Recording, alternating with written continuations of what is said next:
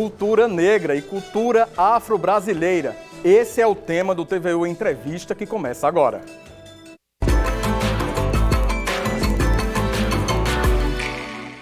O Brasil que conhecemos, cheio de cores, ritmos e sabores, é profundamente marcado pela força e pela riqueza da cultura negra. O samba, o maracatu, o funk, passando pelas religiões de matriz africana, como o candomblé e a ubanda, até as festas populares, como o carnaval, refletem a presença viva da negritude. Mas essa riqueza cultural não é apenas herança, é símbolo de resistência. Mesmo diante de séculos de opressão, o povo negro transformou a história do Brasil com sua força, coragem e criatividade. Hoje, quando exaltamos a cultura negra, também reivindicamos justiça, respeito e igualdade. Para tratar desse tema, vamos conversar hoje com Marília Negra Flor, também conhecida como Ialê. Ela é cantora, compositora, atriz e uma das fundadoras e responsáveis pela nação Zamberacatu, primeira nação de maracatu do Rio Grande do Norte. Nascida em Natal, Ialê é neta da mestra Dona Nazaré de Muriú, de Ceará-Mirim, e carrega na sua ancestralidade a cultura negra e popular. Ialê, é uma alegria receber você aqui no TVU Notícias. A alegria é minha, obrigada. Veja só, Ialê, eu acho que a gente deve começar pela essa questão pioneira, né, aqui no Rio Grande do Norte. Você foi a primeira a formar, né, esse grupo de Nação Maracatu. Conta pra gente como foi esse processo. Então, a Nação Zamberacatu surgiu em 2012, né? Na verdade, foi um grupo de artistas, de educadores, que se reuniram nesse desejo de difundir a cultura negra e afro-religiosa em Natal. A gente vê que nosso processo histórico foi muito massacrante, né, e silenciador das religiões de matriz africana. Então, apesar desse silenciamento, essas religiões existem e resistem aqui no nosso estado. Então, um grupo de pessoas, né, se reuniu para fundar a primeira nação de maracatu do nosso estado, com esse desejo de difundir a nossa cultura e também de botar um pouco a cara na rua. Porque a gente via que ainda há 10 anos atrás e ainda até hoje, muitas pessoas com medo, né, do preconceito, do racismo religioso, se escondiam. A gente não via festas da cultura popular negra na rua, como hoje a gente vê, né?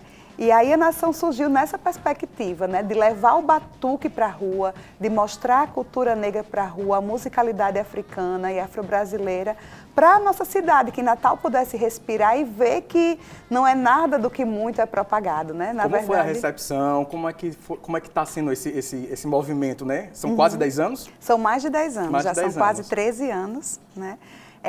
O movimento, eu sinto dois lados desse movimento. O primeiro é de um povo desejoso, né? Eu sinto que Natal tem uma população também desejosa de se ver, de se reconhecer, né? A gente teve aí um processo histórico que realmente disse que a gente não teve presença negra significativa no Rio Grande do Norte, o que é contraditório porque nós temos inúmeras, inclusive, comunidades quilombolas no nosso território, né?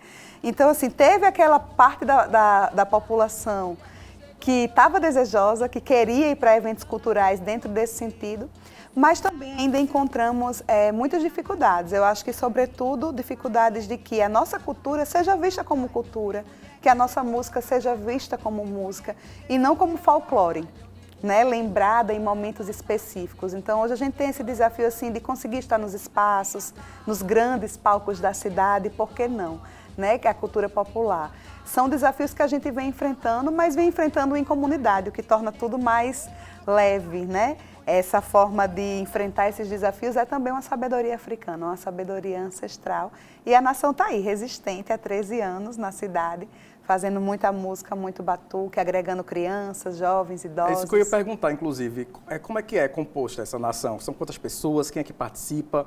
Quem é que pode participar? Ou se tem alguma seleção específica? Pode participar qualquer pessoa. Temos pessoas de todas as idades. Gente que ainda está para chegar, gente que já nasceu, que está só esperando estar grandinho o suficiente para estar no batuque, idosas, né? O maracatu é uma manifestação matriarcal. Ele surgiu historicamente para apresentar uma rainha negra para a comunidade, né?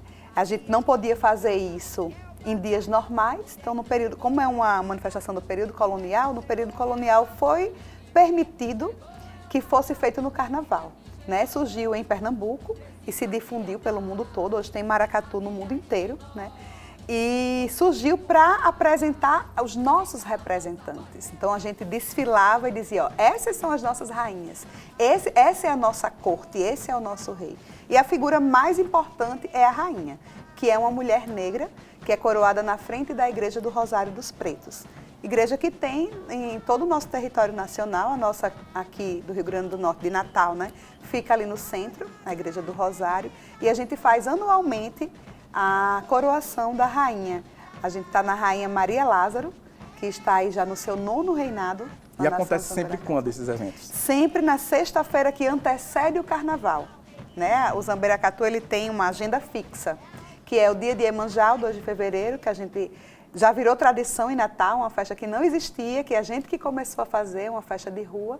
E hoje em dia a gente vê, né, muita gente indo para o cortejo que sai ali da Ponta do Morcego até a estátua de Iemanjá na Praia do Meio. É uma festa muito bonita, que a população natalense abraçou muito, porque Iemanjá agrega independente de credo, de religião, é uma divindade que realmente agrega, foi também sincretizada com Nossa Senhora, então agregou também, né, esse lado materno, como ela é vista.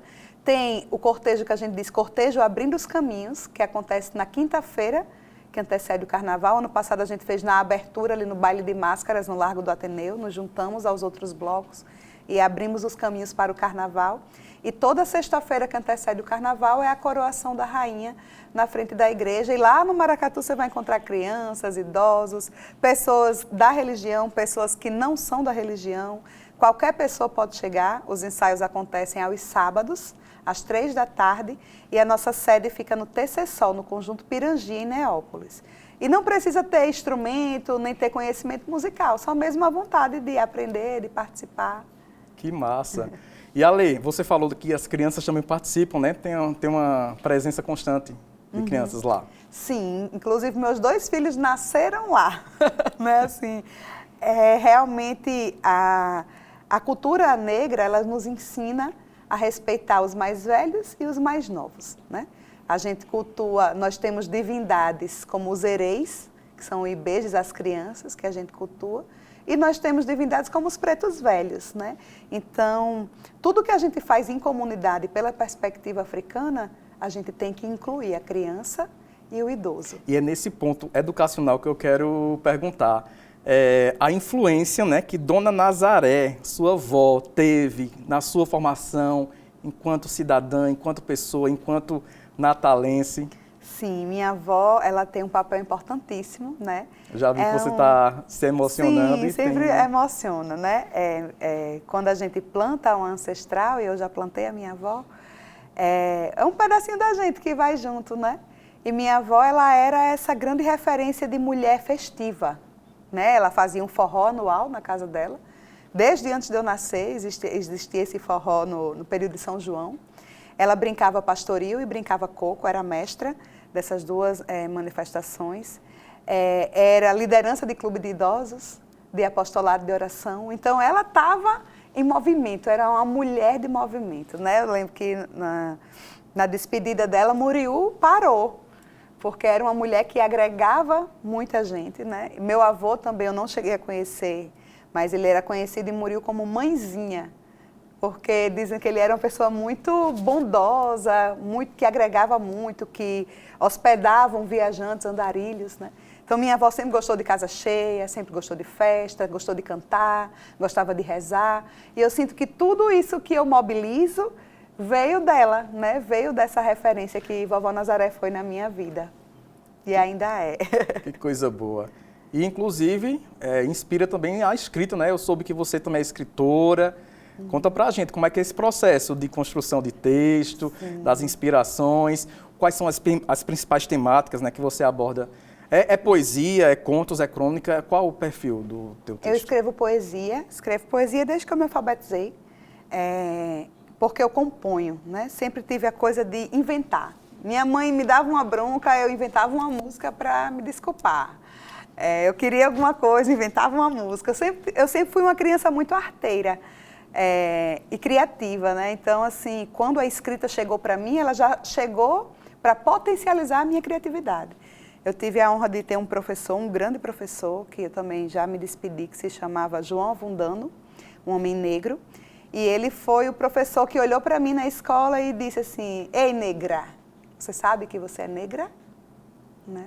Porque, apesar de muito criativa, eu era também um pouco rebelde, né? Eu não me sentia muito pertencida. E ele tem uma poesia que se chama Gritaram-me Negra. E eu gosto de dizer que João Avundano que me gritou negra pela primeira vez. Que quando ele me disse, eu parei, né? E aí ele estimulou muito a poesia. Ele era professor de língua portuguesa, estimulou muito a minha escrita poética.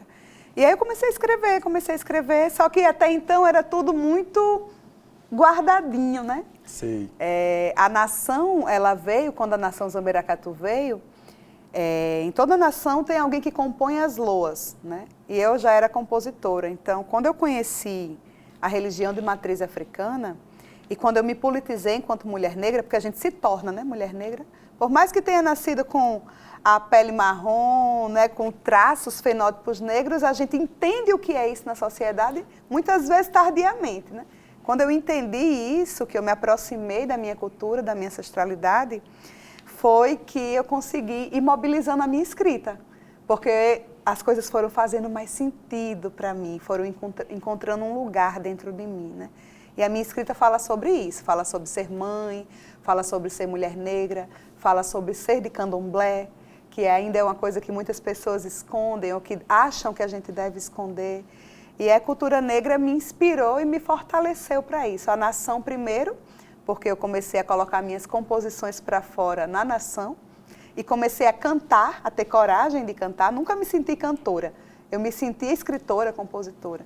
Mas eu ficava esperando alguém chegar para cantar as músicas que eu fazia. Até que a primeira matriarca da nação, uma vez me chamou num quarto, e quando ela tirou assim, afastou uma cortina, tinha um banner gigante meu cantando. Ela disse: ó, esse é seu lugar, você é a cantora do maracatu. E aí o maracatu me fortaleceu para me apropriar desse lugar, e hoje eu tenho exercitado muito esse lugar da poesia dentro da poesia slam, que é um movimento dentro da cultura hip hop, que é a poesia falada, é declamar poesias. Né? Você já divulgou ela, publicou em livros, essas poesias? Em livros ainda escritos? não, mas tenho esse sonho, né, de publicar o meu livro.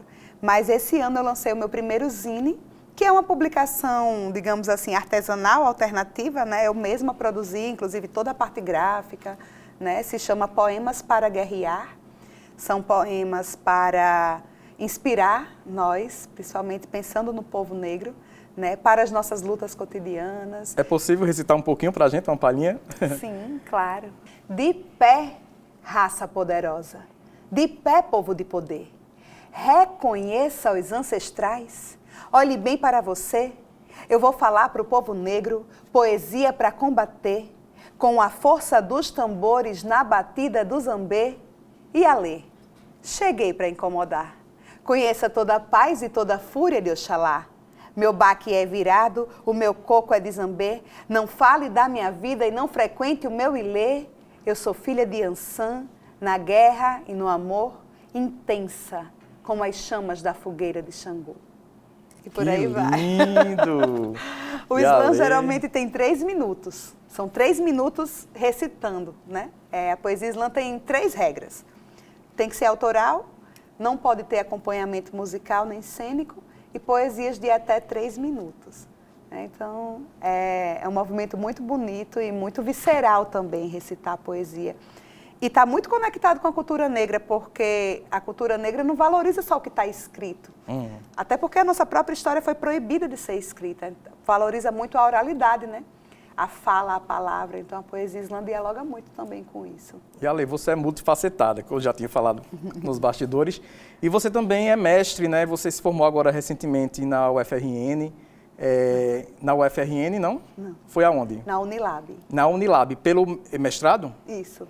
E lá você também fez um estudo sobre a negritude também, né? Sim. Envolvendo educação e povos negros. Conta pra gente como é que é. É a pretagogia, isso? Isso. A pretagogia é o referencial teórico o qual eu me basei para fazer a minha pesquisa.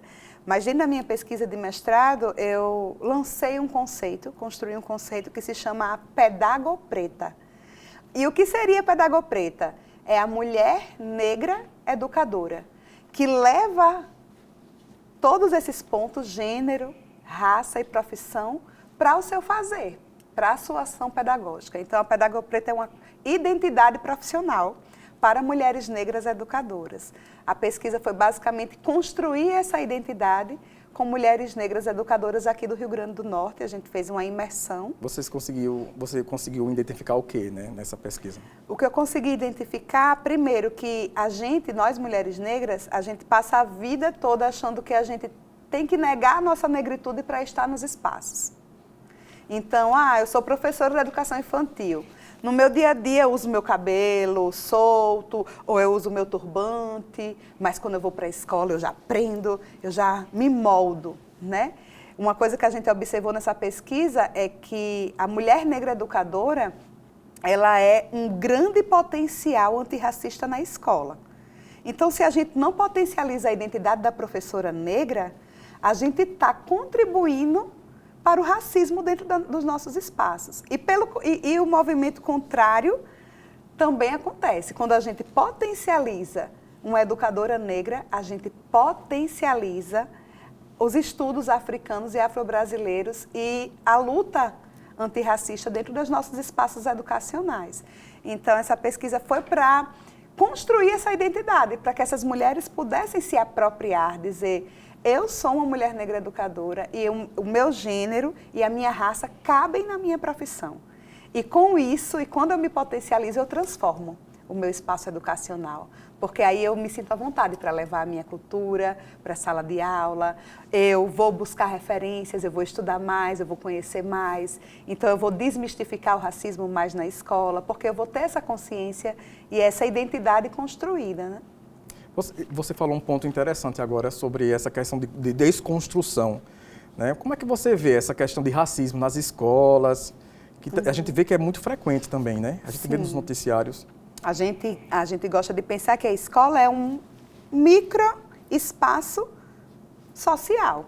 Então, tudo que acontece na sociedade acontece na escola. E muitas vezes acontece primeiro na escola, porque é um dos primeiros espaços sociais que a gente frequenta. A gente, com 2 aninhos, hoje em dia, a criança já está na escola.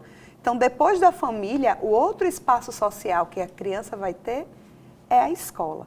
E nessa escola acontece tudo o que acontece na sociedade. Então, seria muita ilusão de nossa parte achar que tem racismo na sociedade, mas não vai ter na escola, né? Na escola tem. E muitas vezes a escola é uma grande fábrica do racismo, né? Porque a gente não está instrumentalizado para lidar com isso lá dentro. Alguns fingem que não existe, né? Outros reforçam esse racismo. Então, infelizmente, hoje o racismo ainda é muito presente nas escolas. Falta uma educação antirracista. Falta uma educação, mais do que antirracista, falta uma educação afro-referenciada. Falta uma educação em que a gente não olhe só para as dores. Porque quando a gente fala em racismo, o antirracismo, ele precisa do racismo. Perfeito. Para existir. É mais do que isso. É a gente pensar que a história de África é pré-colonial, é antes da colonização. Antes de existir raça e racismo, porque quem deu a raça foi o branco. Quando ele chegou aqui, ele disse: eu sou branco, você é índio, você é inferior. Eu sou branco, você é negro, você é inferior. Ele criou a raça. Né? Quando a gente vai para o continente africano, lá não existe negro, não existe raça. Todo mundo é africano, todo mundo tem a pele preta. Então foi o colonizador que colocou a raça na gente para nos subalternizar. Né? Então é interessante a gente pensar que não é só uma luta antirracista, é uma luta afrocentrada, é uma luta que pensa a África a partir das suas potências. E aí nossas crianças precisam ter referenciais positivos de negritude, precisam se ver nos livros, precisam se ver nos espaços de poder, precisam conhecer profissionais negros, precisam ligar a televisão e ver jornalistas negros, precisam ir no dentista e ter um dentista negro, né? Então, a educação tem que ser antirracista porque o racismo existe, mas eu acho que esse não é o foco principal. O foco principal é entender que a África existe antes de criarem o racismo e que existe cheia de potência, de ciência, de tecnologia, de conhecimento, e é isso que a gente precisa ofertar para os nossos alunos.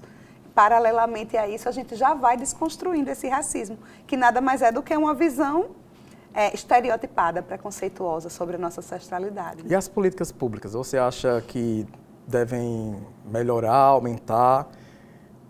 O que tem de política hoje, né? A questão de cotas. Eu queria uma opinião sua, assim. Tem muito que se avançar ainda, né, Yali? Isso. Infelizmente, ainda estamos engateando nas políticas públicas, né? A cota é algo importante, foi uma conquista, né? A gente não desfaz as nossas conquistas, isso, porque a gente ainda está caminhando.